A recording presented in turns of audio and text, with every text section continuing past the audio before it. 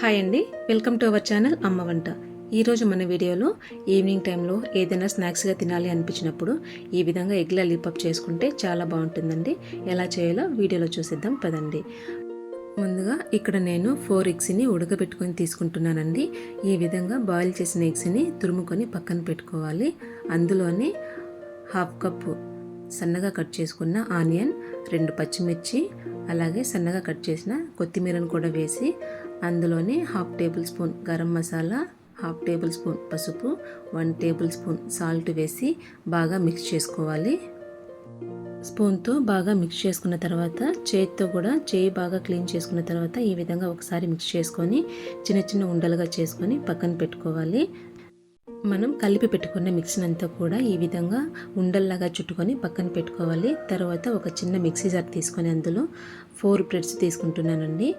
Mixie పట్టుకొని ఈ విధంగా పౌడర్ లాగా చేసుకొని పక్కన పెట్టుకోవాలి. ఒక చిన్న బౌల్ తీసుకొని అందులో 2 ఎగ్స్ తీసుకొని ఈ విధంగా బాగా మిక్స్ చేసుకొని పక్కన పెట్టుకోవాలి.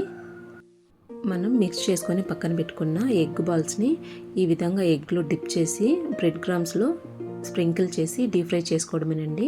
గోల్డెన్ కలర్ వచ్చే వరకు ఫ్రై చేసుకొని పక్కకు తీసేసుకుంటే ఎంతో టేస్టీగా ఉండే ఎగ్ లాలీపాప్ రెడీ అయిపోతుంది.